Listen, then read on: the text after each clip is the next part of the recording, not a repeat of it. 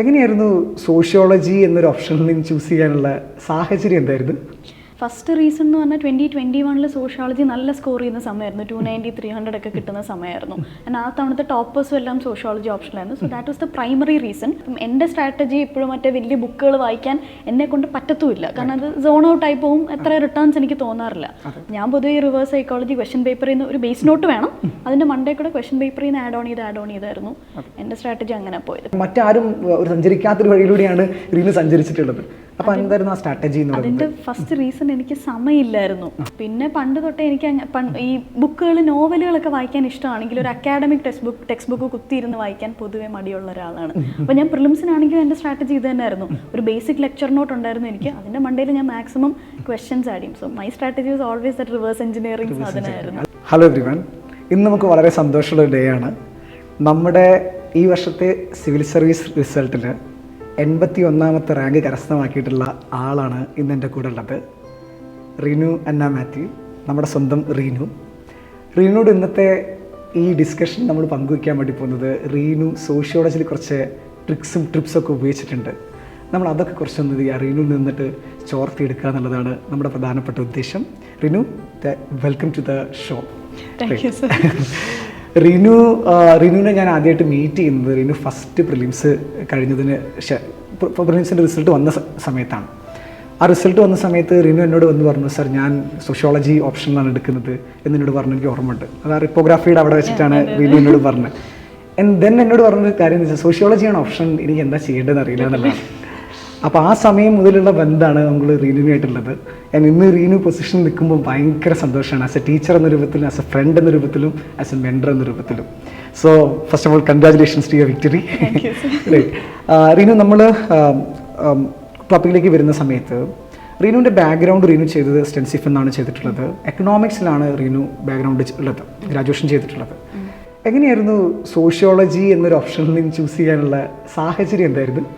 അപ്പോൾ ഞാൻ ശരിക്കും ഫസ്റ്റ് പ്രിലിംസ് കൊടുത്ത സമയത്ത് ഞാൻ ഓപ്ഷണൽ എക്കണോമിക്സ് തന്നെ വെച്ചത്. അപ്പോൾ ഞാൻ ഒരു വർഷം എല്ലാ ദിവസവും എക്കണോമിക്സ് പഠിക്കുന്നുണ്ടെങ്കിൽ ആ പോർഷൻ തീരുന്നുണ്ടായിരുന്നില്ല. പിന്നെ എക്കണോമിക്സ് ഓപ്ഷനിൽ ഞാൻ സെൽഫാണ് പ്രിപ്പയർ ചെയ്ത് തുടങ്ങിയത്. അപ്പോൾ തുടങ്ങിയിട്ട് ഇവിടെ എത്തുന്നുമില്ല. ആൻഡ് മാർക്കറ്റിൽ അധികം മെറ്റീരിയൽസ് അവൈലബിൾ അല്ലായിരുന്നു, സപ്പോർട്ട് സിസ്റ്റം അവൈലബിൾ അല്ലായിരുന്നു. പിന്നെ ആ പ്രിലിംസ് ആ വർഷം ക്ലിയർ ചെയ്തില്ല. പിന്നെ നെക്സ്റ്റ് ഇയറിലോട്ട് വന്നപ്പോഴത്തേക്ക് എക്കണോമിക്സ് തന്നെ പേഴ്സ്യൂ ചെയ്യണമെന്ന് ആലോചിച്ചപ്പം 1 ഇയർ കൊണ്ട് എനിക്ക് എക്കണോമിക്സ് ഓപ്ഷനിൽ കവർ ചെയ്യാൻ പറ്റിയിട്ടില്ല, കാര്യമായിട്ട് ഇമ്പ്രൂവ്മെൻറ്റ് നടന്നിട്ടില്ല. അപ്പോൾ പിന്നെ ഞാൻ എന്തായാലും സ്വിച്ച് ചെയ്തേ പറ്റുള്ളൂ എന്നൊരു ഡിസിഷനിലോട്ട് എത്തി. അപ്പോൾ പിന്നെ പല സിലബസിൻ്റെയും പല ഓപ്ഷണലിൻ്റെയും സിലബസ് നോക്കി. അപ്പോൾ സോഷ്യോളജി ഓപ്ഷണലിൻ്റെ സിലബസിൽ ഒരു module sociology versus common sense. അത് കണ്ടപ്പോൾ സോഷ്യോളജിയും കോമൺ സെൻസും തമ്മിലൊരു വ്യത്യാസം ഉണ്ടെന്ന് നിങ്ങൾക്ക് എസ്റ്റാബ്ലിഷ് ചെയ്യണമെങ്കിൽ അത് എത്രമാത്രം എളുപ്പമായിരിക്കും ഓപ്ഷനിൽ. അപ്പൊ അങ്ങനെ വിചാരിച്ചപ്പം that would be definitely an easy option. പിന്നെ സിലബസ് എല്ലാത്തിനേക്കാളും ഷോർട്ട് സിലബസ് ആണ്. പിന്നെ പെട്ടെന്ന് ഇത് ഫിനിഷ് ചെയ്യാൻ പറ്റും എന്നുള്ള രീതിയിൽ ഒരു ബാക്ക്ഗ്രൗണ്ടും ഇല്ലാഞ്ഞിട്ട് ഞാൻ ആ തവണത്തെ പ്രിലിംസിന് സോഷ്യോളജി വെച്ചു. പിന്നെ അത് കഴിഞ്ഞ് പറയുന്ന പോലെ പ്രിലിംസ് കഴിഞ്ഞാണ് സോഷ്യോളജി പഠിക്കാൻ വേണ്ടി സ്റ്റാർട്ട് ചെയ്തത്. അപ്പോൾ നമ്മൾ അല്ലാത്ത സ്ട്രാറ്റജി നോക്കുമ്പോൾ കുറേ വലിയ ബുക്കുകളും അതൊന്നും ഞാൻ 2.5 മാസം കൊണ്ട് വായിച്ചു തീർക്കത്തില്ലെന്ന് എനിക്ക് ഉറപ്പായിരുന്നു. അങ്ങനെയാണ് ഞാൻ സാറിനെ കണ്ടത്. സാറ് പറഞ്ഞു, ഒരു 200 പേജിൻ്റെ ചെറിയൊരു മെറ്റീരിയൽ ഉണ്ട്, പറ്റുമെങ്കിൽ നീ അതൊന്ന് വായിക്കാൻ പറഞ്ഞു. അപ്പം ഞാൻ ആക്ച്വലി ആ 200 പേജ് മെറ്റീരിയൽ ജസ്റ്റ് 20 ഡേയ്സിൽ തന്നെ വായിച്ച് ഫിനിഷ് ചെയ്ത് ഷോർട്ട് നോട്ട് ഉണ്ടാക്കിയായിരുന്നു. പിന്നെ ഞാൻ ചെയ്ത ഒരു 5-6 ഇൻസ്റ്റിറ്റ്യൂട്ട്സിൻ്റെ ക്വസ്റ്റ്യൻ പേപ്പറും ആൻസർ കീ എടുത്തു. എന്നിട്ട് അടുത്തൊരു 2 മാസം ഇതിരുന്ന് സോൾവ് ചെയ്ത് കണ്ടന്റ് കയറ്റി അങ്ങനെ ഒരു 2 മാസം കഴിഞ്ഞപ്പോഴത്തേക്ക് ഏകദേശം സോഷ്യോളജിയുടെ എല്ലാം പോർഷൻസും ഏരിയാസും കവർ ആവുന്നുണ്ടായിരുന്നു. അപ്പോൾ എൻ്റെ സ്ട്രാറ്റജി അതായിരുന്നു. ബേസ് നോട്ട് ജസ്റ്റ് വളരെ മിനിമൽ ആയിട്ടുള്ള, വളരെ ബേസിക് ആയിട്ടുള്ള ഒരു മെറ്റീരിയലാണ് സാറിൻ്റെത്. പക്ഷേ that like set the foundation. പിന്നെ അതിൻ്റെ മണ്ടയിൽ എല്ലാ ഇൻസ്റ്റിറ്റ്യൂട്ട്സിൻ്റെയും ഇതെടുത്തിട്ട് എനിക്ക് കണ്ടന്റ് ആഡ് ഓൺ ചെയ്ത് വന്നാൽ മതിയായിരുന്നു. പിന്നെ എനിക്ക് നല്ല ഓർമ്മയിൽ ഞാൻ ഫസ്റ്റ് ഒക്കെ ആൻസർ എഴുതി സാറിൻ്റെ അടുത്ത് കൊണ്ടുവരുമ്പോൾ എനിക്ക് തന്നെ അറിയാം അതൊരു മോശം ആൻസർ ആണെന്ന്. പക്ഷേ ജിഷ്ണു സാർ എടുത്തിട്ട് പൊള്ളി ആൻസർ, ഇങ്ങനെ തന്നെ നീ എഴുതണം. അന്ന് എനിക്കതൊരു ആശ്വാസമായിരുന്നു. ഇന്ന് ഞാൻ ആലോചിക്കും ഈ മനുഷ്യൻ ഇത് എന്ത് കണ്ടിട്ടാണ്. അതിന് റീസൺ സൈക്കോളജി ഉണ്ട്. ആ സൈക്കോളജി എന്താ സംഭവം എന്ന് വെച്ചാൽ, അപ്പോൾ നമ്മുടെ അടുത്തൊരു കുട്ടി വരികയാണ്. ആ കുട്ടി ആദ്യത്തെ ആൻസർ എഴുതുമ്പോൾ ഭയങ്കര സന്തോഷമായിരിക്കും. അപ്പോൾ ആദ്യത്തെ ആൻസർ എഴുതുമ്പോൾ തന്നെ നമുക്കറിയാം, ആ പേപ്പർ കണ്ടാൽ നമുക്കറിയാം എന്താണ് ഈ പേപ്പറിൽ കുറേ മിസ്റ്റേക്ക് ഉണ്ടെന്ന്. അപ്പോൾ ആസ് എ ഫാക്കൽറ്റി നമുക്ക് 2 തരത്തിൽ അപ്രോച്ച് എടുക്കാം. നമുക്ക് എന്ത് ചെയ്യാന്ന് വെച്ചാൽ ആ കുട്ടിയെ ഡിസഗ്രി ചെയ്ത് കറക്റ്റ് കാര്യം പറയുമ്പോൾ ഒരു 80% 90% കുട്ടികൾക്ക് ഭയങ്കര വേദനയും. ഇതിലെന്താ ഒരു പ്രശ്നം എന്ന് വെച്ചാൽ, പലരും പിന്നെ ആൻസർ എഴുതില്ല. അപ്പോൾ ആദ്യത്തെ ഒരു പ്രവണത എന്ന് പറയുന്നത് ഞാൻ കണ്ടതെന്ന് വെച്ചാൽ, ആദ്യം ആ കുട്ടി എഴുതുന്ന സമയത്ത് ആ കുട്ടിയെ എൻകറേജ് ചെയ്യാന്നുള്ളത് വളരെ ഇമ്പോർട്ടൻ്റ് ആണ്. എൻകറേജ് ചെയ്യുമ്പോൾ എന്ന് വെച്ചാൽ അവന് പിന്നെ എഴുതാൻ തോന്നും. സെക്കൻഡ് സ്റ്റേജ് നമ്മൾ പതുക്കെ പറയും, എടാ മോനെ ഇങ്ങനെ ഒരു ചെറിയ പ്രശ്നങ്ങൾ ഉണ്ട് ഇതിൽ, ഇത് റെക്ടിഫൈ ചെയ്യണം നമ്മൾ പറഞ്ഞു കൊടുക്കാം. അപ്പോൾ അങ്ങനെ പറഞ്ഞു കൊടുക്കുമ്പോൾ എന്താ ഒരു ഗുണം എന്ന് വെച്ചാൽ ആ കുട്ടിക്ക് രണ്ടാമത് എഴുതുമ്പം ആ കുട്ടി എന്ത് എഴുതാൻ വേണ്ടി റെഡിയാവും. മൂന്നാമത്തെ സ്റ്റേജിൽ നമുക്ക് എന്ത് വെച്ചാൽ ഹാർഷാണ്. അത് റിന്യൂവിൻ്റെ പേപ്പർ ഒരു റീഡ് ചെയ്യില്ല ഈ പേപ്പർ എന്ന് ഞാൻ പറഞ്ഞിട്ടുണ്ട്. ഒരു വർഷം സ്ട്രാറ്റജി മൊത്തം മാറ്റി വന്നപ്പോൾ ഞാൻ പറഞ്ഞിട്ടുണ്ടായിരുന്നു ഈ പേപ്പർ ഞാൻ നോക്കത്തേ ഇല്ല എന്ന് പറഞ്ഞു. അപ്പം മൂന്നാമത് നമുക്ക് വരുമ്പോൾ ആ കുട്ടി അത്രയും സീരിയസ് ആണ്, കറക്റ്റായിട്ട് എഴുതുന്ന ആളാണ്. അപ്പോൾ അവരോട് നമുക്ക് ഓപ്പൺലി പറയാം ഇന്നെ മിസ്റ്റേക്കുകൾ വരുത്തുന്നുണ്ട്, ആ മിസ്റ്റേക്കുകൾ നമ്മൾ ഒഴിവാക്കണം എന്നുള്ളത്. അതാണ് അതിൻ്റെ സൈക്കോളജി എന്ന് പറഞ്ഞ സംഭവം ഉണ്ടായിരുന്നത്. അപ്പം റീനു പറയുന്നത് ഇപ്പം ഒരു ഓപ്ഷനിൽ നിന്ന് മറ്റൊരു ഓപ്ഷനിലേക്ക് ഷിഫ്റ്റ് ചെയ്ത ഒരാളാണ്. അപ്പോൾ എന്തായിരുന്നു ആ ഷിഫ്റ്റിനുണ്ടായിരുന്ന ഒരു ലോജിക് എന്ന് പറയുന്നത്? അപ്പം ഭയങ്കര സ്ട്രെസ്ഡ് ആണല്ലോ ഒരു ഓപ്ഷനിൽ മാറ്റുക എന്നുള്ളത്. അപ്പോൾ എങ്ങനെയാണ് ആ ഷിഫ്റ്റ് നടന്നത്?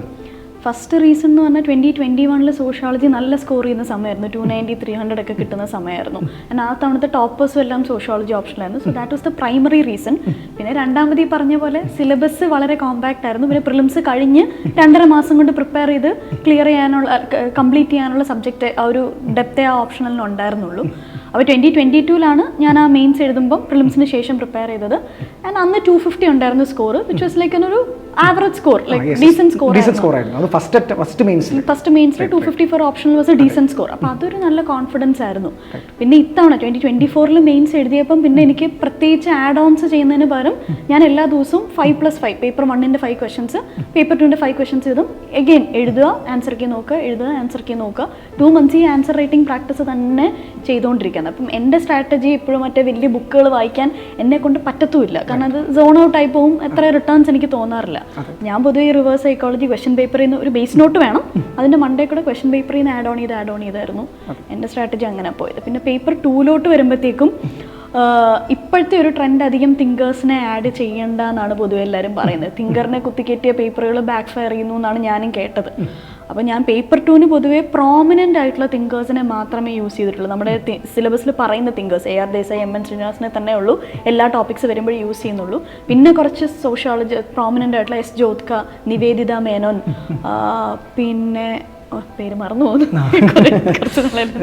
അപ്പം നിവേദിത മേനോനൊക്കെ ഫെമിനിസ്റ്റ് പെർസ്പെക്റ്റീവ് വരുമ്പോൾ എപ്പോഴും കോട്ടിയും, ജ്യോത്കനെ റൂറൽ ഇന്ത്യ പോവർട്ടി വരുമ്പം സ്ഥിരം കോട്ട് ചെയ്യാറുണ്ട്. അപ്പം അങ്ങനെ കുറച്ചൊരു 5-6 പ്രോമിനൻ്റ് ഇന്ത്യൻ തിങ്കേഴ്സിനെ കളക്ട് ചെയ്ത് ഇവരെ തന്നെയാണ് ഞാൻ എല്ലാ പേപ്പറിലും പ്ലേസ് ചെയ്യാൻ ഉദ്ദേശിച്ചത്. പേപ്പർ 1 ഒരുപാട് തിങ്കർ കയറ്റാതെ ഐഡിയാസ് ഡൈവേഴ്സിഫൈ ചെയ്തു. ആൻഡ് മെയിൻലി എനിക്ക് പേപ്പർ 1 പെർസ്പെക്റ്റീവ്സിനാണ് ഞാൻ വെയിറ്റേജ് കൊടുത്തത്. ഇപ്പം നമ്മൾ സോഷ്യോളജിയിൽ Marxian perspective, functionist perspective, Weberian perspective, feminist school of thought, post modern perspective, അങ്ങനെ നമ്മൾ മെയിൻ 5 സ്കൂൾസ് ഓഫ് തോട്ട് പറയല്ല. അപ്പോൾ ഏതൊരു ടോപ്പിക്കിനെയും ഈ 5 സ്കൂൾ ഓഫ് തോട്ടിൽ നിന്നാണ് എഴുതാൻ ശ്രമിച്ചത്, റാദർ ദാൻ ആഡിങ് ദ തിങ്കേഴ്സിൻ്റെ പേര്. ഞാൻ ശരിക്കും എഴുതുമ്പോൾ തന്നെ from A Marxian point of view, from A Weberian point of view, അങ്ങനെ തന്നെ എഴുതി പൊയ്ക്കൊണ്ടിരുന്നത്. അപ്പം തിങ്കേഴ്സിനേക്കാളും ഞാൻ ഫോക്കസ് കൊടുത്തത് ഈ പെർസ്പെക്റ്റീവ്സിനും പിന്നെ പ്രോമിനൻ്റ് ആയിട്ടുള്ള തിങ്കേഴ്സിനെ എല്ലായിടത്തും. ഇപ്പോൾ ക്യാപിറ്റലിസ്റ്റുകളെ കുറിച്ചൊരു ചോദ്യം ചോദിച്ചു കഴിഞ്ഞാൽ മാർക്സ് വരണം, അതില്ലാതെ ഒരു ആൻസർ കംപ്ലീറ്റ് ആവില്ല. അപ്പോൾ അങ്ങനെ ഒരു മിനിമൽ സ്ട്രാറ്റജി വളരെ ഒരു ബ്യൂട്ടിഫുൾ സ്ട്രാറ്റജിയാണ്. കാരണം പലപ്പോഴും നമ്മൾ ഓപ്ഷനിൽ എടുക്കാൻ വരുന്ന കുട്ടികളൊക്കെ തന്നെ ചെയ്യുന്ന ഒരു സ്ട്രാറ്റജി എന്ന് പറയുന്നത് ആദ്യം തന്നെ എല്ലാ ബുക്കും വാങ്ങുക എന്നുള്ളതാണ്. ഹർട്ടൺ ആൻഡ് ഹർലംബോസ്, എസെൻഷ്യൽ സോഷ്യോളജി, അതുപോലെ തന്നെ റൂറൽ ഇന്ത്യ എന്ന് പറഞ്ഞ ബുക്ക്, ഇങ്ങനത്തെ ഒരുപാട് ബുക്കുകൾ വാങ്ങുക ചെയ്യാം. റീനു എന്ന് ഡിഫറെൻ്റ് ആയിട്ടൊരു സ്ട്രാറ്റജി ചെയ്ത്. കാരണം എന്താ വെച്ചാൽ to the exam point of view ചെറിയൊരു ബേസിക് നോട്ട് നമ്മുടെ മെറ്റീരിയൽ ഉപയോഗിക്കുന്നു, അതിനുശേഷം എന്താ വെച്ചാൽ അതിന് അപ്ഡേറ്റ് ചെയ്യുന്നു. That is a very important point. അതിന്ന് എങ്ങനെ ക്വസ്റ്റ്യൻ പേപ്പർ ബേസ് ചെയ്തിട്ടുള്ള കാര്യങ്ങളിലേക്ക് അപ്ഡേറ്റ് ചെയ്യുന്നുള്ളത് ആ സ്ട്രാറ്റജി. അപ്പം കറക്റ്റായിട്ട് ആ ഒരു മെറ്റീരിയൽ സ്ട്രാറ്റജി എന്തായിരുന്നു റീനുവിൻ്റെ? കാരണം മറ്റാരും ഒരു സഞ്ചരിക്കാത്തൊരു വഴിയിലൂടെയാണ് റീനു സഞ്ചരിച്ചിട്ടുള്ളത്. അപ്പോൾ എന്തായിരുന്നു ആ സ്ട്രാറ്റജി? അതിൻ്റെ ഫസ്റ്റ് റീസൺ എനിക്ക് സമയമില്ലായിരുന്നു. 3 മാസം കൊണ്ട് ഇത് തീർക്കണമെങ്കിൽ എനിക്ക് മറ്റേ ഈ പറഞ്ഞ ബുക്കുകളുടെ ഒന്നും വായിക്കാൻ പറ്റത്തില്ല. അപ്പം എനിക്ക് അത്യാവശ്യമായിരുന്നു പെട്ടെന്ന് തീർക്കുക എന്നുള്ളത്. സോ ഒരു നെസസിറ്റി വന്നുകൊണ്ടാണ് ആ ഒരു ഇന്നോവേഷൻ്റെ ആവശ്യം അവിടെ വന്നത്. പിന്നെ പണ്ട് തൊട്ടേ എനിക്ക് ഈ ബുക്കുകൾ, നോവലുകളൊക്കെ വായിക്കാൻ ഇഷ്ടമാണെങ്കിൽ ഒരു അക്കാഡമിക് ടെക്സ്റ്റ് ബുക്ക് കുത്തിയിരുന്ന് വായിക്കാൻ പൊതുവെ മടിയുള്ള ഒരാളാണ്. അപ്പോൾ ഞാൻ പ്രിലിംസിനാണെങ്കിലും എൻ്റെ സ്ട്രാറ്റജി ഇത് തന്നെയായിരുന്നു. ഒരു ബേസിക് ലെക്ചർ നോട്ട് ഉണ്ടായിരുന്നു എനിക്ക്, അതിൻ്റെ മണ്ടയിൽ ഞാൻ മാക്സിമം ക്വസ്റ്റ്യൻസ് ആഡ് ചെയ്യും. So my strategy was always that reverse engineering സാധനമായിരുന്നു. എനിക്ക് പിന്നെ ഒരു ക്വസ്റ്റ്യൻ, സോഷ്യോളജിയുടെ ഒരു ക്വസ്റ്റ്യൻ ഒന്നും അറിയത്തില്ലെങ്കിൽ ഞാൻ എഴുതിയിട്ട് പിന്നെ അതിൽ കറക്ഷൻസ് വരുത്തതേ ഉള്ളായിരുന്നു. അപ്പം ഇപ്പം പറഞ്ഞതുകൊണ്ട് ഞാൻ ചോദിക്കുകയാണ്, answer writing plays a crucial role. വളരെ ഇമ്പോർട്ടൻ്റ് ആയിട്ടുള്ള, എനിക്ക് തോന്നുന്നു നമ്മൾ ക്ലാസ്സിൽ തന്നെ കുട്ടികളോട് പറയാനുള്ള ഒരു 50% answer writing plays a crucial role. അപ്പോൾ എങ്ങനെയായിരുന്നു ആ ആൻസർ റൈറ്റിംഗ് സ്ട്രാറ്റജി എങ്ങനെ ബിൽഡ് ചെയ്തിട്ടുണ്ടായിരുന്നത്? ആൻസർ റൈറ്റിംഗ് എങ്ങനെയാണ് ഡെവലപ്പ് ചെയ്യാൻ ശ്രമിച്ചത്? ഇൻട്രൊഡക്ഷൻ, ബോഡി, കൺക്ലൂഷൻ, ഈ സ്ട്രാറ്റജികളൊക്കെ എങ്ങനെയായിരുന്നു റീനു ഡെവലപ്പ് ചെയ്തിട്ടുണ്ടായിരുന്നത്? അത് conventional form of intro, body, conclusion ആയിരുന്നു. ആൻഡ് ബോഡിയിലോട്ട് വരുമ്പോൾ സോഷ്യോളജി ഓപ്ഷണൽ ആയതുകൊണ്ട് തന്നെ നമ്മൾ പോയിന്റ്സിലായിരുന്നു കൂടുതൽ എഴുതിയത്. ജി എസിനേക്കാളും കുറച്ചുകൂടെ എലാബറേറ്റഡ് പോയിന്റ്സ് ആയിരുന്നു. ജി എസ് നമ്മൾ 1 ലൈനേഴ്സ് ആയിരിക്കും, സോഷ്യോളജിയിട്ട് വരുമ്പോൾ 2 to 3 ലൈനേഴ്സ് പോയിന്റ് വരുന്നുണ്ടായിരുന്നു. ഈ വർഷം സോഷ്യോളജി പേപ്പർ 1 എല്ലാ ക്വസ്റ്റിലും ഞാൻ പടങ്ങൾ കുറേ പൈ ചാർട്ട്, ലൈൻ ഗ്രാഫ്, അതേ കണ്ടന്റ് തന്നെ ഞാൻ ബാർ ഗ്രാഫ് ആക്കും. അപ്പോൾ എൻ്റെ എല്ലാ ക്വസ്റ്റ്യൻസിലും ചാർട്ടുകൾ, ഇപ്പോൾ എക്സാമ്പിളായിട്ട് ഇപ്പോൾ പോവർട്ടി ക്വസ്റ്റ്യൻസിലൊക്കെ പോവർട്ടി ഡേറ്റ എഴുതുന്നതിന് വരെ ഞാൻ ഗ്രാഫിൽ കാണിക്കുമായിരുന്നു. അപ്പോൾ എനിക്കൊന്ന് വിഷ്വലി അത് ചിലപ്പം ഒരു വിഷ്വൽ അപ്പീൽ അതിനുണ്ടായിരിക്കും. പേപ്പർ 1 ഇത്തവണ ഞാൻ കുറേ ഡേറ്റ ഫാക്ട്സ് ഒക്കെ പിക്ടോറിയലി റെപ്രസെൻറ്റ് ചെയ്യാൻ നോക്കി, ആ ഒരു ബോർഡം മാറ്റാൻ വേണ്ടിയിട്ട്. പക്ഷേ പേപ്പർ 2 വന്നപ്പം ഇത്തവണ അത്രയും ഒരു സ്കോപ്പ് ഇല്ലായിരുന്നു. കുറച്ചുകൂടെ ഒരു റാൻഡം ക്വസ്റ്റ്യൻസ് വന്നുകൊണ്ട് തന്നെ നമുക്കത് എഴുതി എക്സ്പ്ലെയിൻ ചെയ്യേണ്ട ഒരു കേസ് വന്നിട്ടുണ്ട്. പേപ്പർ 2 ഇത്തവണ കൂടുതലും പേഴ്സ്പെക്റ്റീവ്സ് വെച്ച് എഴുതുകയും പേപ്പർ 1 അത്യാവശ്യം പോയിന്റ്സ്, എക്സാമ്പിൾ, ഗ്രാഫ്, പടം അങ്ങനെയാണ് അത് പോയിക്കൊണ്ടിരുന്നത്. പിന്നെ സ്ട്രാറ്റജി, ആൻസർ റൈറ്റിങ്ങിന് അങ്ങോട്ട് എഴുതുക, നമ്മളറിയാം, അതങ്ങനെ എഴുതിക്കോണം.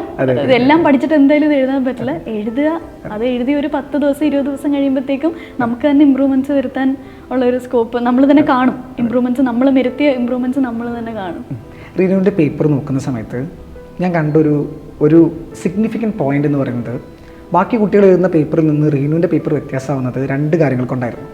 അതെന്ന് പറയുന്നത്, ഒന്ന് സോഷ്യോളജിക്ക് വൊക്കാബുലറി കൊണ്ടുവരാൻ നോക്കിയിട്ടുണ്ടായിരുന്നു. അതിനേക്കാളും എനിക്ക് ഇൻട്രസ്റ്റിംഗ് ആയിട്ട് തോന്നിയൊരു പോയിന്റ്, മിക്കവാറും ഏതാ സ്റ്റേറ്റ്മെൻറ്റ് പറയുമ്പോഴും ആ സ്റ്റേറ്റ്മെൻറ്റിന് ജസ്റ്റിഫൈ ചെയ്ത കറണ്ട് അഫെയർ റീനു കൊണ്ടുവരാറുണ്ടായിരുന്നു. അപ്പോൾ ആ കറണ്ട് അഫെയർ എങ്ങനെയാണ് പഠിച്ചത്? എവിടെ നിന്നാണ് കറണ്ട് അഫെയർ ഇത്രയും നോളജ് അക്യുമുലേറ്റ് ചെയ്തെടുത്തത്? അതോടൊപ്പം തന്നെ എങ്ങനെയാണ് അത് ഇൻറ്റഗ്രേറ്റ് ചെയ്തത് പേപ്പറിലേക്ക് ഒന്ന് പറയാൻ വേണ്ടി പറ്റുമോ? അത് ശരിക്കും ജി എസിൻ്റെ കണ്ടന്റ് തന്നെയാണ് സോഷ്യോളജിയുടെ എക്സാമ്പിളായിട്ട് വരുന്നത്. ഇപ്പോൾ ക്യാപിറ്റലിസത്തിനെ കുറിച്ച് എഴുതിയാൽ നമുക്ക് ഇനിക്വാളിറ്റി ഡേറ്റ അറിയാം, പോവർട്ടിയുടെ ഡേറ്റ അറിയാം, വിമൻ എംപ്ലോയ്മെൻറ്റ് ഡേറ്റയൊക്കെ നമുക്ക് കൃത്യമായിട്ട് അറിയാം. അതൊക്കെ പ്ലേസ് ചെയ്യുന്നത് നമ്മുടെ ഒരു പ്രാക്ടീസിൻ്റെ ഭാഗമായിട്ട് വരുന്നതായിരിക്കും. ഞാൻ ഒരേ ഡേറ്റ തന്നെയാണ് പലയിടത്തായിട്ട് പ്ലേസ് ചെയ്യുന്നത്. അപ്പം ജി എസിൻ്റെ കണ്ടന്റ് അല്ലെങ്കിൽ പ്രിലിംസിന് നമ്മൾ പ്രിപ്പയർ ചെയ്യുന്ന ആ ഫാക്ട്സും ഡേറ്റയും തന്നെയാണ് മെയിൻസിൻ്റെയും മെയിൻ ഡേറ്റ സോഴ്സായിട്ട് വരുന്നത്. പിന്നെ അത് എഴുതി പ്രാക്ടീസ് ആകുമ്പോഴാണ് നമ്മൾ പ്രോപ്പറായിട്ട് ഇത് പ്ലേസ് ചെയ്യാൻ പഠിക്കുന്നത്. അല്ലെങ്കിൽ നമ്മൾ മറന്നു എഴുതി വരുമ്പോൾ അതിങ്ങനെ ഒരു ഫ്ലോയിൽ അതങ്ങ് വരും. റീനുവിൻ്റെ ഒരു ഇതിൽ പറയുന്നത്, നമ്മൾ സോഷ്യോളജിക്ക് വേണ്ടി മാത്രമായ ഒരു കറണ്ട് അഫെയർ മെറ്റീരിയൽ ഉണ്ടാക്കേണ്ട ഒരു ആവശ്യം അല്ലെങ്കിൽ അത് ഫോളോ ചെയ്യേണ്ട ഒരു ആവശ്യം ഇല്ല എന്നുള്ളതാണോ ഉദ്ദേശിക്കുന്നത്? ചിലപ്പം ഹെൽപ്പ് ചെയ്യായിരിക്കും. ഇപ്പോൾ നമ്മൾ റിവിഷൻ ആയിട്ട് പോകുമ്പോൾ ഇപ്പോൾ ഈ ആഴ്ച നമ്മൾ മോഡേണിറ്റി അല്ലെങ്കിൽ ഫസ്റ്റ് 3 മൊഡ്യൂൾസ് ജസ്റ്റ് എക്സാമ്പിൾസ് ഒന്ന് വായിച്ചു പോയാൽ നല്ലതാണ്. നമുക്ക് പെട്ടെന്ന് ഓർമ്മയിൽ നിൽക്കും, എന്ന് എഴുതാൻ പറ്റും. പക്ഷെ ഞാനങ്ങനെ ചെയ്തിട്ടില്ല. അല്ലാതെ തന്നെ ജി എസിൻ്റെ പോയിന്റ്സും ഡേറ്റ എനിക്ക് വരുന്നുണ്ടായിരുന്നു, ഗ്രാഫും സാധനങ്ങളെല്ലാം വരും. അത്രമാത്രം ഉണ്ടായിരുന്നല്ലോ പഠിച്ചു വെച്ചത്. റൈറ്റ്. അപ്പം എങ്ങനെയാണ് സോഷ്യോളജി എന്ന് പറയുന്ന സബ്ജക്റ്റ് എടുക്കുന്നത് കൊണ്ട് നമുക്ക് ഗുണം കിട്ടുന്നതും കൂടി റീനു കുറച്ച് ഗുണം കിട്ടില്ല. അപ്പോൾ ജി എസ് പഠിച്ചുകൊണ്ട് ഗുണം അതെങ്ങനെയാണ്? ജി എസും അതൊരു സോഷ്യോളജി ഓപ്ഷൻ എടുക്കുന്ന കുട്ടിക്ക് എങ്ങനെയാണ് ഗുണം കിട്ടുന്നത്? ഒരു അഡ്വാൻറ്റേജ്, ഒരു എഡ്ജ് കിട്ടുന്നതെന്ന് പറയുമ്പോൾ അതെങ്ങനെയെങ്കിലും എന്തെങ്കിലും ഒരു എഡ്ജ് ഉണ്ടായിട്ടുണ്ടോ ആൻസർ ചെയ്യുന്ന സമയത്തോ അല്ലെങ്കിൽ മറ്റുള്ള സമയത്തൊക്കെ? ഫസ്റ്റ് സോഷ്യോളജി സിമ്പിൾ ഒരു സബ്ജക്റ്റാണ്. ആരെ അതങ്ങനെ നമുക്ക് പഠിപ്പിക്കേണ്ട ആവശ്യമില്ല. അത് വായിച്ചാൽ മനസ്സിലാകുന്ന വളരെ ചില തിയറികൾ നമ്മൾ ചിലപ്പോൾ ബുദ്ധിമുട്ടായിരിക്കും, പക്ഷെ അല്ലാതെ അത് സിമ്പിളാണ് കാര്യങ്ങൾ മനസ്സിലാക്കിയെടുക്കാൻ. അപ്പോൾ ഒരു ഗ്രാസ്പിങ്ങോ അല്ലെങ്കിൽ അണ്ടർസ്റ്റാൻഡിങ് ഒന്നും ഒട്ടും ബുദ്ധിമുട്ടുള്ള ഒരു ഓപ്ഷനേ അല്ല സോഷ്യോളജി. പിന്നെ എന്നെ സംബന്ധിച്ചിടത്തോളം എനിക്ക് എഴുതാൻ കുറേ സമയം കിട്ടി. കണ്ടൻറ്റ് സിലബസ് ചെറുതായതുകൊണ്ട് തന്നെ പ്രാക്ടീസ് ചെയ്യാൻ എനിക്ക് കുറേ സമയം കിട്ടി. പിന്നെ ഇതിനകത്ത് ജി എസുമായിട്ട് പേപ്പർ 2 എസ്പെഷ്യലി ജി എസുമായിട്ട് ഭയങ്കര ഓവർലാപ്പ് ഉണ്ട്. ഇന്ത്യൻ സൊസൈറ്റി തന്നെയാണ് പേപ്പർ 2 മെയിൻ സിലബസ് ആയിട്ട് വരുന്നത്. പിന്നെ നമ്മൾ അതിനകത്ത് കുറച്ച് സോഷ്യോളജിക്കൽ പേഴ്സ്പെക്റ്റീവ് ആഡ് ചെയ്യണമെന്നേ ഉള്ളൂ. പോയിന്റ്സും ഡയമെൻഷൻസും എല്ലാം സിമിലർ ആണ്. അപ്പം എനിക്കതൊരു സിമ്പിൾ ഓപ്ഷനല്ലാണെന്നാണ്.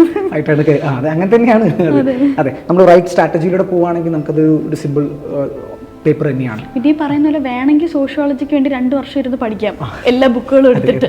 അതും അങ്ങനെ ഒരു ആസ്പെക്റ്റും ഉണ്ട്. പക്ഷേ ഞാൻ കുട്ടികളോട് പറയാറുള്ള ഒരു കാര്യം, നിങ്ങൾ ബേസ് മെറ്റീരിയൽ റിലീസ് ചെയ്യാം, അതിനുശേഷം ആ ബേസ് മെറ്റീരിയൽ നിങ്ങൾ എന്ത് ചെയ്യുക, അപ്ഡേറ്റ് ചെയ്യുക എന്നുള്ളത് മാത്രമേ പറയുള്ളൂ. അതായത് ഒരുപാട് പുസ്തകങ്ങൾക്ക് പുറകെ ഓടുക എന്നുള്ളൊരു കോൺസെപ്റ്റിലേക്ക് ഞാനും പ്രൊമോട്ട് ചെയ്യാറില്ല.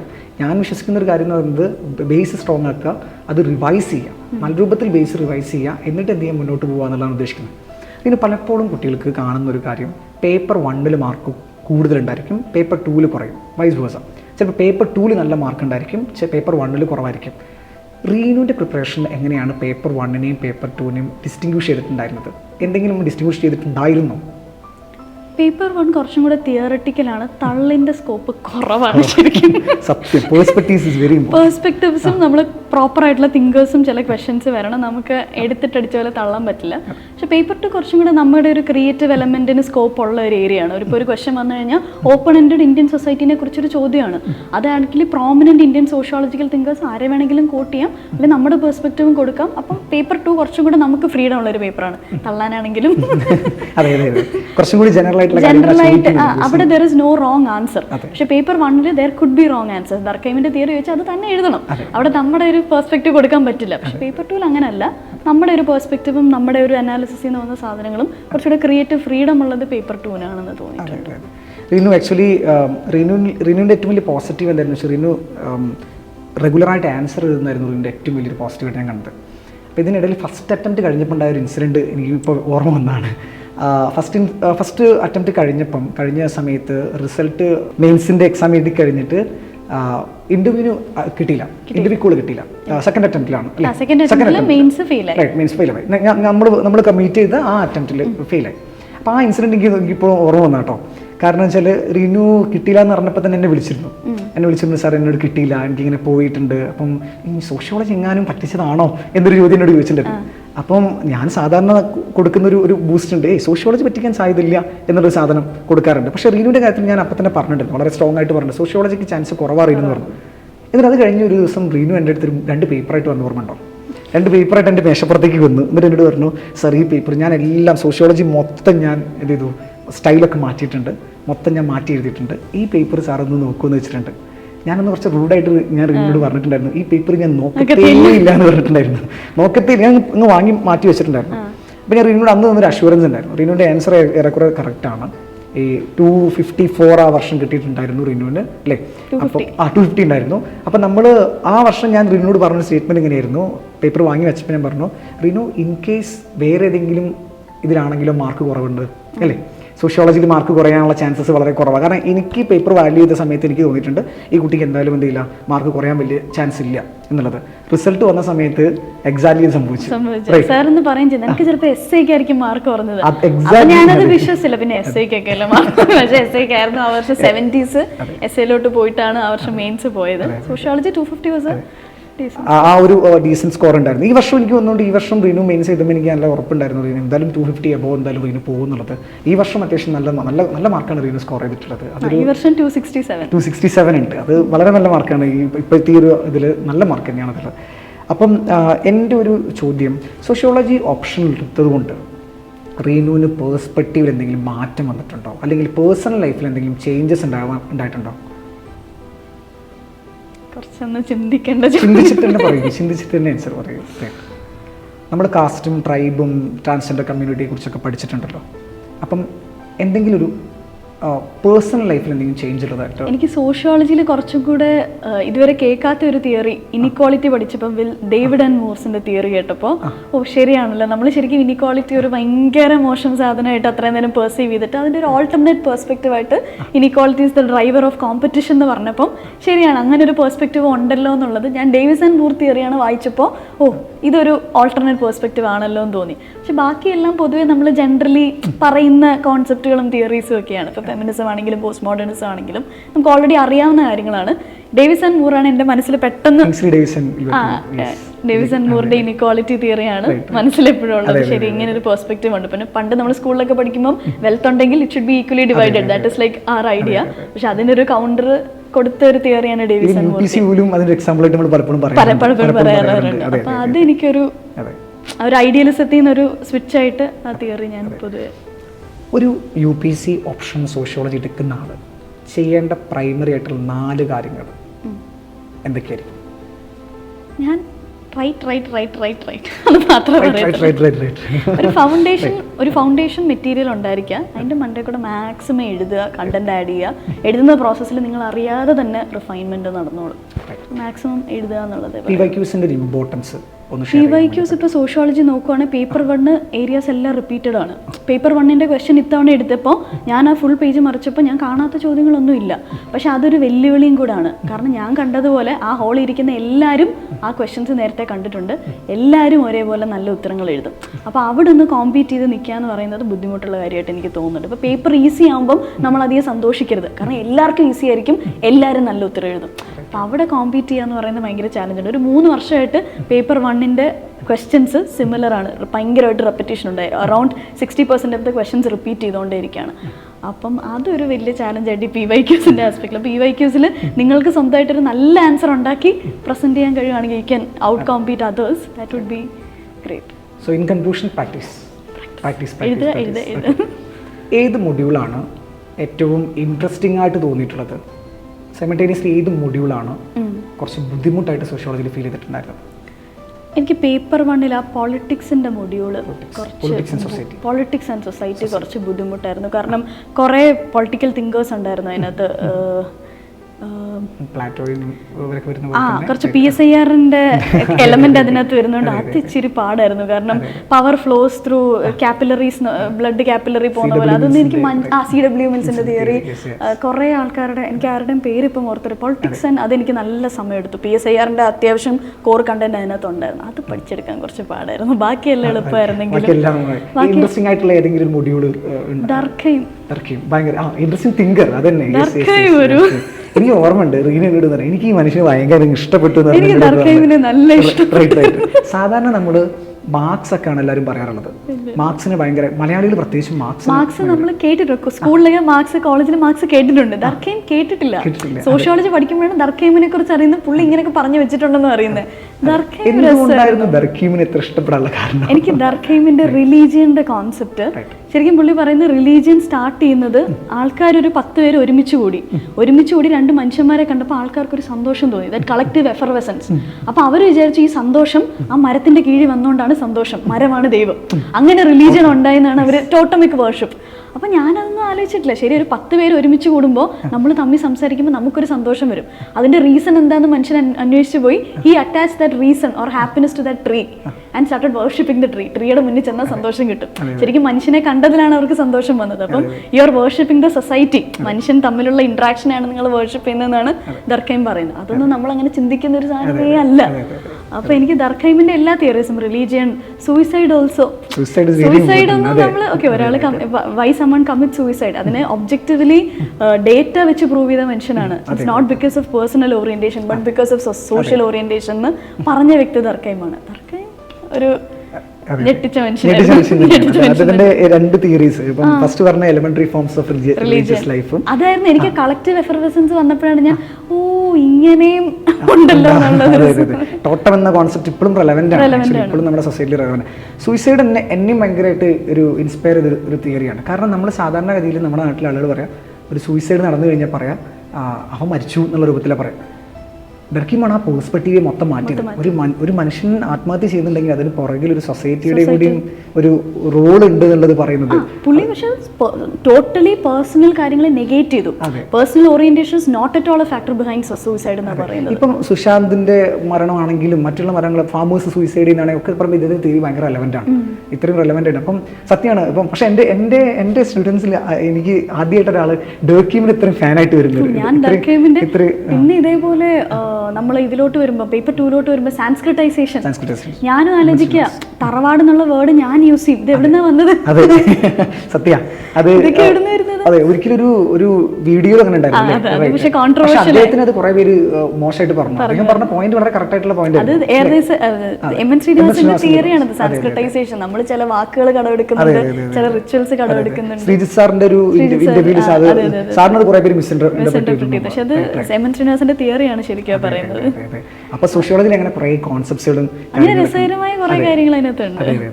എങ്ങനെയാണ് സോഷ്യോളജി വൊക്കാബുലറി ഡെവലപ്പ് ചെയ്യാൻ ശ്രമിച്ചത്? അത് കണ്ടിന്യൂസ് ആയിട്ടുള്ള ഒരു റിവിഷൻ വെച്ചിട്ടാണോ അല്ലെങ്കിൽ ബേസ് മെറ്റീരിയൽ ആയിട്ടുള്ളതാണോ? എങ്ങനെയാണ് സോഷ്യോളജിക്കൽ വൊക്കാബുലറി ഡെവലപ്പ് ചെയ്തിട്ടുണ്ടായിരുന്നത്? ഞാൻ ഡെലിബറേറ്റ്ലി ഒന്നും ചെയ്തിട്ടില്ല, എഴുതി അതങ്ങ് വന്നതാണെന്ന് എനിക്ക് പറയാനുള്ളൂ. കാരണം വൊക്കാബുലറി ഇപ്പൊ സാറാണ് പറഞ്ഞത് എനിക്ക് വൊക്കാബുലറി ഉണ്ടെന്ന്. എന്റെ ആദ്യത്തെ പേപ്പർ നോക്കിയപ്പോൾ തന്നെ എനിക്ക് മനസ്സിലായിട്ടുണ്ടായിരുന്നു സോഷ്യോളജിക്കൽ വൊക്കാബുലറി ഉണ്ടല്ലോ എന്ന് പറയാം. അപ്പൊ ഞാൻ ഉണ്ടല്ലേ അതേ ഉണ്ടായിരുന്നുള്ളൂ. അല്ല അതുകൊണ്ടാണ് റീനുവിന്റെ മെത്തേഡ് എന്ന് പറയുന്നത് പ്രാക്ടീസ് ചെയ്യുക. ഇതൊക്കെ ഓട്ടോമാറ്റിക് ആയിട്ട് വരുന്ന കാര്യങ്ങളാണ്. അല്ല ഞാൻ ഡെലിബറേറ്റ്ലി അത് ചെയ്യാൻ ഉദ്ദേശിച്ചത് വന്നതല്ല. അപ്പോൾ ആ രൂപത്തിലാണ് റീനു ചെയ്തിട്ടുണ്ടായിരുന്നത്. ദെൻ ഈ ഒരു എക്സാമുമായി ബന്ധപ്പെട്ടിട്ട് ഇനിയിപ്പം അഡ്മിനിസ്ട്രേഷനിലേക്ക് പോകുന്ന സമയത്തും IFS ആണ് റീനു ചൂസ് ചെയ്യുന്നത്. അതായത് മുന്നോട്ട് പോകുന്ന ജേണിയിൽ സോഷ്യോളജി എനിക്ക് വളരെ ഷുവറുണ്ട് റീനുവിനെ പലപ്പോഴും എന്തെന്ന് വെച്ചാൽ അത് ഇൻക്ലൂസീവ് സൊസൈറ്റി എന്നുള്ള രൂപത്തിലേക്ക് സഹായിക്കും എന്നുള്ളതാണ് എനിക്ക് തോന്നുന്നത്. എൻ്റെ ഒരു ആശയം അത് തന്നെയാണ്. അപ്പം ഭാവിയിൽ സോഷ്യോളജി ഹെൽപ്പ് ചെയ്യുന്നുള്ളൊരു കോൺഫിഡൻസ് ഉണ്ടോ? പിന്നെ ഡെഫിനറ്റ്ലി. Very good. അപ്പം ഒരു നല്ലൊരു പാക്കേജ് ആയിരുന്നു സോഷ്യോളജി ഓപ്ഷൻ എന്നൊരു ഓപ്ഷൻ എടുത്തത്. ഒരു സമാധാനമുള്ള ഒരു ഓപ്ഷൻ അല്ലായിരുന്നു. അതും ആലോചിച്ച് ഒരുപാട് ടെൻഷൻ അടിക്കേണ്ടി വന്നിട്ടില്ല. അത് കേൾക്കുമ്പോൾ നമുക്കും സന്തോഷമാണ്. കാരണം നമ്മളും അതിനെ പ്രൊമോട്ട് ചെയ്യുന്ന ഒരാളുകളാണ് സ്ഥിതിക്ക് എന്താണ് സോഷ്യോളജി ഓപ്ഷൻ നല്ല എന്ന് പറയുമ്പോൾ ഭയങ്കര സന്തോഷം. വരാൻ വേണ്ടി പോകുന്ന സോഷ്യോളജി ഓപ്ഷൻ എടുക്കാൻ വേണ്ടി പോകുന്ന കുട്ടികളോട് റീനു കൊടുക്കാനുള്ള മേജറായിട്ടുള്ള ഒരു ഉപദേശം അല്ലെങ്കിൽ ഒരു പോയിന്റ് ഓഫ് വ്യൂ എന്താണ്? സോ ഇപ്പോൾ ഒരു 1 ഇയർ പീരീഡിലാണ് ഈ എക്സാം എഴുതുന്നുണ്ടെങ്കിൽ ഒരു ഫസ്റ്റ് 4 മന്ത്സിൽ തന്നെ നിങ്ങളൊരു പ്രിസൈസ് ആയിട്ടുള്ള ഒരു നോട്ട് ഉണ്ടാക്കുക. പിന്നെ ഒരു നെക്സ്റ്റ് കുറച്ച് നാളത്തേക്ക് ഇതിൻ്റെ മണ്ടയിലോട്ട് ആൻസേഴ്സ് എഴുതി PYQs തന്നെ സോൾവ് ചെയ്ത് ആൻസർ കീ എടുത്ത് അത് ഇമ്പ്രൂവ് ചെയ്ത് പോകാനേ ഞാൻ പൊതുവെ പറയത്തുള്ളൂ. ഇപ്പം എൻ്റെ അടുത്ത് കഴിഞ്ഞ ദിവസം ഒരു കുട്ടി വന്നിട്ടുണ്ടായിരുന്നു. കുറേ ബുക്ക് ഓർഡർ ചെയ്തു ഓൺലൈനിൽ സോഷ്യോളജിയുടെ. ഞാൻ പറഞ്ഞാൽ നീ ഇതെല്ലാം കൂടെ വായിച്ച് തീരുമ്പോൾ തന്നെ ഒരു സമയമാകുമല്ലോ. സോ സോഴ്സ് മാക്സിമം ലിമിറ്റ് ചെയ്യുക. എസെൻഷ്യൽ സോഷ്യോളജി വായിക്കണം, അത് മാത്രം വായിക്കാം. വേറെ പിന്നെ അതിലോട്ട് പോകരുത്. പിന്നെ ആൻസർ കീസ് പ്രാക്ടീസ് ചെയ്ത് അതിൽ നിന്ന് കണ്ടന്റ് ആഡ് ചെയ്ത് കൊണ്ടുവരിക എന്നുള്ളതാണ് റീനുവിൻ്റെ. അപ്പോൾ റീനുവിൻ്റെ ഒരു സ്പെഷ്യാലിറ്റി എന്ന് പറയുന്നത് റീനു ഓപ്ഷനിൽ സ്വമേധയാ പഠിച്ച വ്യക്തിയാണ്. സ്വമേധയാ പഠിച്ചിട്ട് ആ ഓപ്ഷനിൽ എത്രമാത്രം ബ്രില്യൻ്റായിട്ട് പഠിക്കാൻ വേണ്ടി പോകും അത്രയും ബ്രില്യൻ്റായി പഠിച്ചു വന്നിട്ടുള്ളൊരു വ്യക്തിയാണ്. അപ്പം ഈ വിജയം റീനുവിന് മാത്രം ക്രെഡിറ്റഡ് ആയിട്ടുള്ള വിജയമാണ്. നമ്മളൊക്കെ ജസ്റ്റ് പാർട്ട് മാത്രമായിരുന്നുള്ളൂ. റീനുവിൻ്റെ ചെറിയ ഈ വലിയ വിജയത്തിൽ എവിടെയോ ഒരു വേരുകളായി മാത്രം പ്രവർത്തിക്കാൻ വേണ്ടി പറ്റുന്നതിൽ ഭയങ്കര സന്തോഷമുണ്ട്. അപ്പോൾ എനിക്ക് റീനുവിനോട് പറയാനുള്ള ഒരു വാക്കെന്ന് പറയുന്നത് you are going to be one of the best brain for India. ഈ നാഷണൽ ഏറ്റവും മികച്ചൊരു ബ്രെയിനായിട്ട് മാറും. മിടുക്കിയാണ്, വളരെ സ്മാർട്ടായിട്ട് കാര്യങ്ങൾ ചെയ്യുന്ന ആളാണ്. എന്താ പറയുക, എന്നും നമ്മൾ പ്രൗഡായിരിക്കും റീനു നമ്മളായിട്ട് അസോസിയേറ്റ് ചെയ്തിരുന്നു എന്നുള്ളത്. നമ്മുടെ ഒരു സ്റ്റുഡൻറ്റ് ഇങ്ങനെ ഒരു ഡിപ്ലോമാറ്റിക് പൊസിഷനിൽ ഇരിക്കുന്നുള്ളത് വളരെ സന്തോഷമായിരിക്കും. Thank you so much Reenu, ഇത്ര നേരം നമ്മുടെ ഇവിടെ സഹകരിച്ചതിന്. And wish you all the best.